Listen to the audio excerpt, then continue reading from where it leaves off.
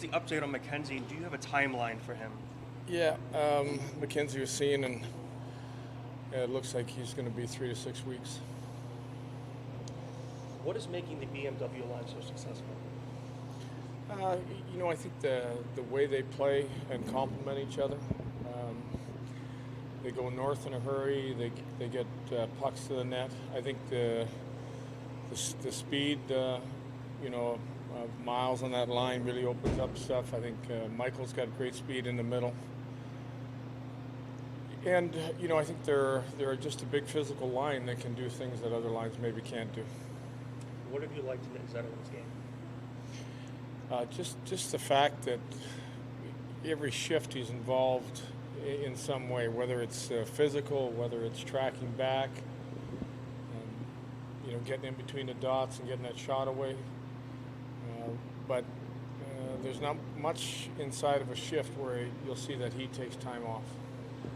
Lindy, I forgot to ask you about this yesterday, but did you know Peter McNabb well?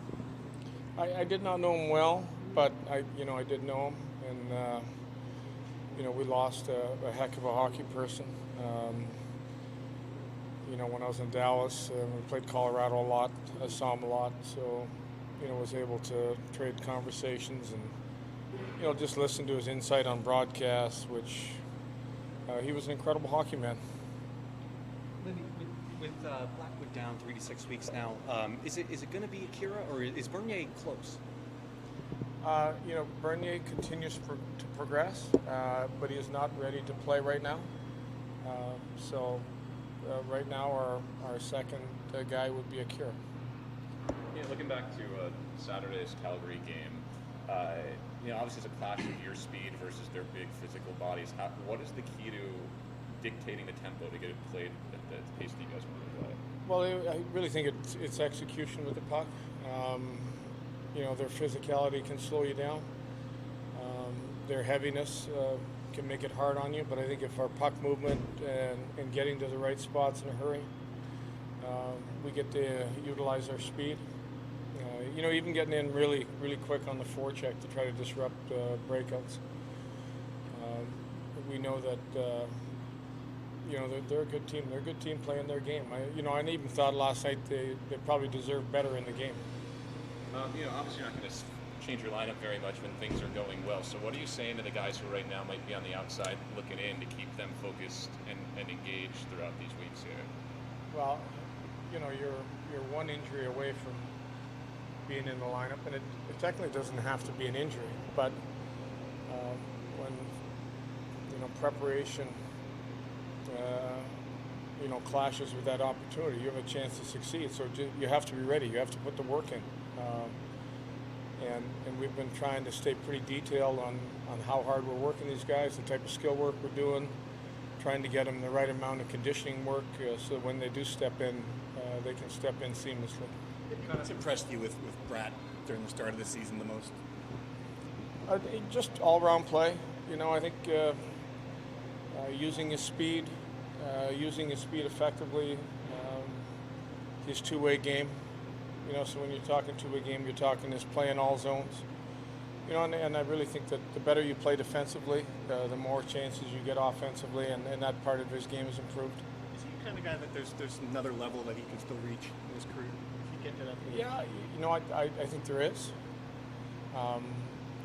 If you look at all aspects of the game and wanting to get better, I don't think you should ever be comfortable with where you're at. And if you feel you can get better in some areas, whether it's the type of opportunities you get and where you're shooting the puck, or the type of opportunities maybe your line is giving up and you can have something to do with that on the ice, there's always ways to improve. Lindy, at what point do you and the coaching staff maybe say, this player isn't getting enough ice time, we should send him to Utica so he gets the playing time, gets the activity? At what point does that happen?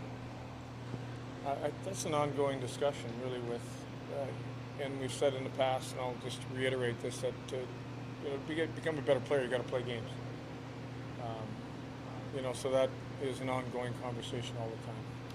Is there one thing you would like to see more of your team that the team is doing so well right now? But is there one thing, if you had to pinpoint something that you want to see more of out of your club? Oh boy, that's a hard question. I think just remaining consistent in how we play. I think on the road trip we had a period here or there that we dropped off. Some of our gaps. We gave the other team too much time. I could reference the tying goal against Calgary, where gaps weren't very good, and gave them an opportunity to make a play that we've been really good against. So, just trying to remain consistent with what has made us successful.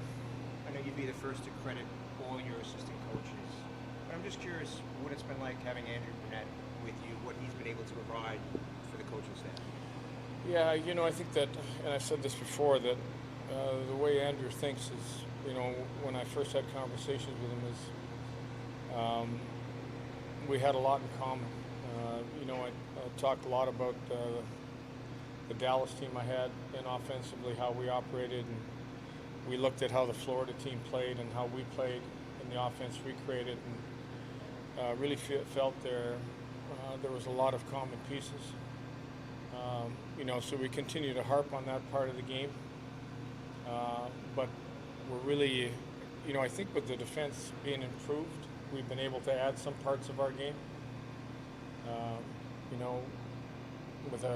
With a Marino in the lineup, even with the Brendan Smith, some of the veteran leadership we've talked about, that there are parts of our game that we can get better at and be better at. And I think that's something that Andrew and Chris Taylor and even Sergey work on every day. And when they're working down there with the forwards, it's drill specific to what we're trying to add to our game. Is there any one aspect of the defense that surprised you the most so far? I don't know if there's an aspect, but I think taking time and space away has just been so important for us. And then when we don't do it, we tend to give up. So I think remaining consistent with that part of our game really has to be, what the Devils team is all about. You mentioned Brendan Smith. He doesn't get a lot of ice time, but what does he bring to the team? It's this fearless play. It's physicality. I think you've seen that sometimes down low. You can look at a hit he had on Line A in the Columbus game here that, I think sends a message to the whole bench that it doesn't matter what the score is in the game, we're still going to be playing real hard. It's probably his voice on the bench. Even, you said he doesn't play a lot, but in between shifts, talking to the other defensemen, talking to forwards. So I think anytime you have a guy with that type of veteran experience and knows what is good and knows what's bad, knows what you can improve, and he expects a lot of himself, but he expects a lot of his teammates at the same time. Lindy, in Vancouver, when the announcement came out about Palat, you said as an organization you might have a further update in a couple days. Now that you're back here, do you have anything further on him? Yeah, he's 8 to 10 weeks, but I think if you saw him in the gym, he would argue with that statement and look at me like I'm crazy, but that's where he's at. So let's hope that he can put that to fruition. And I suppose, we talked about it in Vancouver as well, just the importance of keeping him involved. He's in the gym, he's around the guys. How encouraging is that, just as a group, as your leadership is trying to find their voice as well? Well, again, here's a guy that's won a couple Stanley Cups and almost won a third. And although he's been out for a little period of time, he was within days was back in the gym, saying to everybody else, when I get back here, I'm going to be ready. I'm going to be ready to make a difference. And in the meantime, other players have stepped in, and he's there by their side, And I'm pretty sure that he's given tips and lending a little advice to, a Zetterlund, a Boquist, any of those type of players.